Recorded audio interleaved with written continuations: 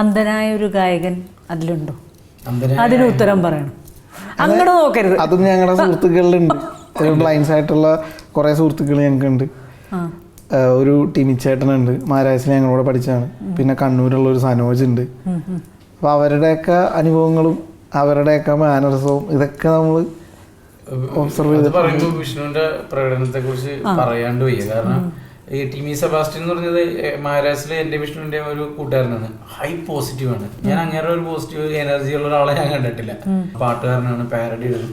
പുള്ളിയുടെ ഒരു body language ഉണ്ട്, പുള്ളിയുടെ ഒരു പോസിറ്റീവ് ഉണ്ട്. അതാണ് ഫുള്ള് വിഷ്ണു ഒബ്സർവ് ചെയ്തിട്ട് അവനത് ഒബ്സർവ് ചെയ്തെന്ന് വെച്ചാൽ അവൻ ആർട്ടിസ്റ്റാണ്, മിമിക്രി ആർട്ടിസ്റ്റാണ്. അവൻ്റെ ഉള്ളിലേക്ക് പതിഞ്ഞതായിരിക്കാം എന്തെങ്കിലും. എനിക്കറിയാം പുള്ളി എങ്ങനെയായിരുന്നു. അപ്പം ഇപ്പൊ ചേച്ചി ഒരു കാര്യം പറഞ്ഞാണെങ്കിൽ അതിങ്ങനെ ഇവർ ഈ ചെവിക്കാനുള്ള പ്രാധാന്യമാണ്. അപ്പം ഇങ്ങനെ അതൊക്കെ വിഷ്ണു ഒബ്സർവ് ചെയ്യുന്ന രീതി ഭയങ്കരമാണ്. അത് മാത്രമല്ല, വിഷ്ണുവിൻ്റെ ക്യാരക്ടർ ഈ പടത്തിൽ ഉടനീളം ചിരിപ്പിക്കുകയും ചെയ്യും.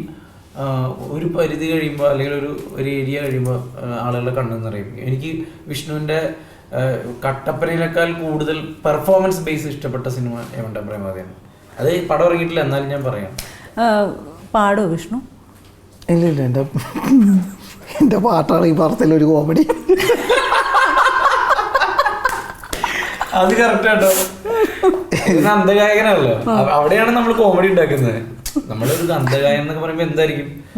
നീലക്കണ്ണ അതല്ലേ? അതൊന്നും അല്ല, ഇവനെ കൊണ്ടുള്ള ശല്യമാണ്. സസ്പെൻസ് പടത്തില് കാണുമ്പോ അതെ അന്നായിരിക്കും രസം.